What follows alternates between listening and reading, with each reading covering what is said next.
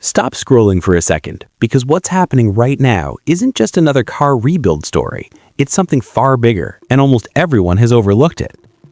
At first glance, you might think you already know this story. Matt Armstrong, a crashed Ferrari 296 GTB, and a rebuild project that quickly spiraled out of control. But the deeper you look, the clearer it becomes. This was never just about fixing a damaged car. Many believe Ferrari may have taken steps that made sure that car would never return to the road. What followed raised serious questions. We're talking about software restrictions that block critical functions, hidden digital kill switches embedded deep in the system, and a battery setup the car itself refuses to accept. Instead of a normal repair challenge, this turned into something that feels almost engineered to fail. And for many watching, it no longer looks like a coincidence. It looks intentional. But here's where everything takes a dramatic turn. A major legal shift is coming, and it could completely change the outcome of situations like this. The European Union is preparing to enforce a powerful new law aimed directly at practices like these. This isn't just another suggestion or industry guideline. It's a binding rule that manufacturers must follow. And starting July 31st, 2026, it will apply across all EU member states. If the claims surrounding Ferrari's actions turn out to be true, then this law could put them on a direct collision path with regulation. Suddenly, this rebuild story isn't just about one car, it's about an entire system being challenged. To really understand why this law even exists, you have to look at what's been happening behind the scenes for years. Across multiple industries, not just cars, consumers started realizing something troubling. Products were becoming harder to fix, more locked down, and increasingly controlled by the companies that made them. What once felt like ownership began to feel more like permission, and now that growing frustration is turning into action. The things people bought didn't truly belong to them anymore. On the surface, everything looked normal, but behind the scenes, control had quietly shifted. Phones started coming with sealed batteries that you couldn't remove without special tools. Systems were built to detect parts that didn't come from the original maker, and when they did, features suddenly stopped working. Even worse, the moment you opened your own device, the warranty you paid for disappeared. This wasn't just one company doing it. Apple had been pushing these limits for years. Samsung followed a similar path. But everything changed when John Deere entered the spotlight. Farmers realized something shocking. They couldn't fix their tractors during harvest without permission from the company. Not for a rare part, not for a dangerous system, just a basic machine sitting on land they fully owned. And this wasn't an isolated case. The same pattern showed up everywhere. Washing machines, TVs, medical devices, e-bikes, everyday electronics, one after another, companies sold products while quietly holding on to control after the sale. Independent repair shops found themselves locked out of essential software. Spare parts became harder to get unless you went through official dealers, often at prices that made repair feel pointless. Even the design of these products started working against the user. Fixing them became slow, expensive, or sometimes completely impossible. Hidden deep inside purchase agreements were terms most people never read, clauses that slowly took away your right to repair what you owned. For years, this kept happening, and then the European Union decided enough was enough.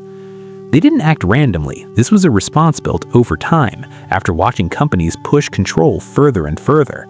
The result was the Right to Repair Directive, a law designed to shift power back to consumers. At its core, the rule is simple but powerful.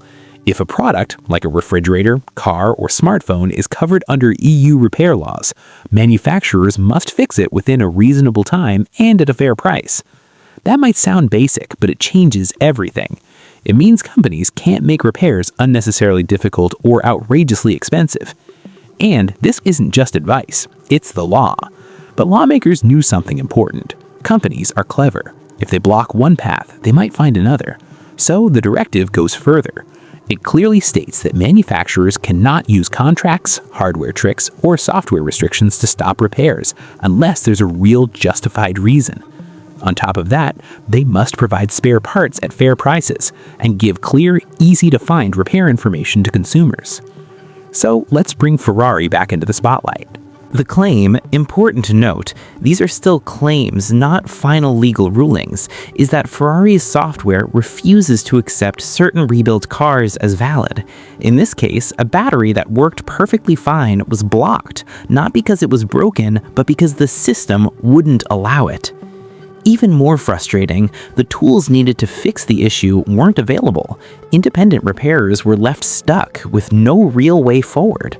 Ferrari, on the other hand, points to safety and protecting its technology.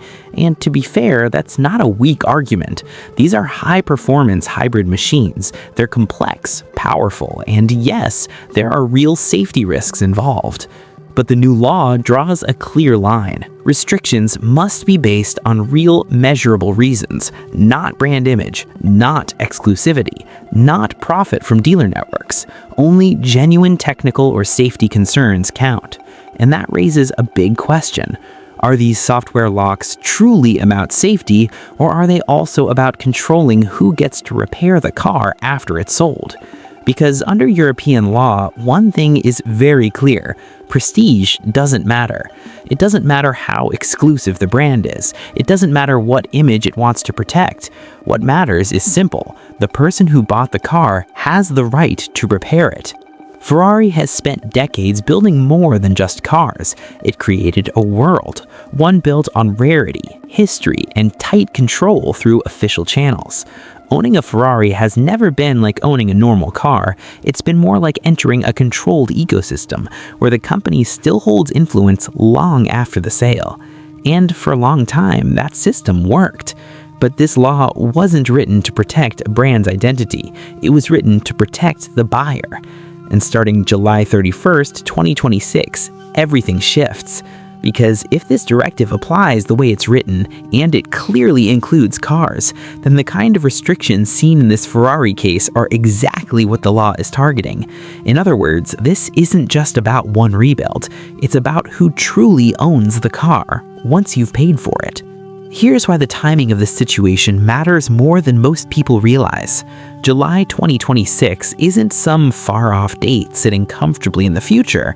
It's right around the corner. Across Europe, governments are already turning this directive into real enforceable laws. And as that happens, the entire regulatory landscape is shifting. The balance is moving away from manufacturers holding all the power after a sale and toward giving consumers true ownership of what they've paid for. And this shift, it's not coming someday, it's already underway. Right in the middle of it all sits the Ferrari controversy. That's why this story didn't stay locked inside car YouTube, rebuild channels, or niche automotive forums. It has spilled into much bigger conversations about consumer rights, technology policies, and what ownership really means in a world where almost everything we buy runs on software. Software that can be updated, restricted, or even changed entirely long after you've handed over your money. Now, every manufacturer that uses software to control repairs, limit parts, or restrict diagnostics is paying very close attention. Ferrari didn't plan to become the center of this debate, but that's exactly what has happened. It has turned into a real-world test case, a moment where one big question is being asked out loud, backed by legal force. When you buy something, do you actually own it? Here's where things get serious. If Ferrari, or any high-end manufacturer, can't prove that their software restrictions are based on clear, legitimate technical reasons, then under the EU's right to repair laws, regulators can label those restrictions for what they really are: repair barriers. And those barriers, they're not allowed. That puts an entire business model under pressure. Not just how cars are built, but who is allowed to fix them, under what conditions, and whether they're even allowed to function after a repair. This is a level of legal scrutiny that many of these systems were never designed to face. So now the real questions begin. What happens to exclusivity when the law starts defining ownership in the customer's favor? What happens to authorized dealer networks when independent repair becomes a protected right? What happens when software control crosses the line and regulators have the authority to call it out? These aren't just hypothetical ideas anymore. They are real, unfolding questions at the heart of the story, and the answers are coming sooner than most expect. If you've been following the Matt Armstrong rebuild journey, you already know how deep the situation runs. And if you're just discovering it now, it's worth going back to see how it all started, because what looked like a simple rebuild has evolved into something much bigger than anyone anticipated. And here's the truth, this isn't just about one car or even one company, it's about the future of ownership itself. And this story is far from over.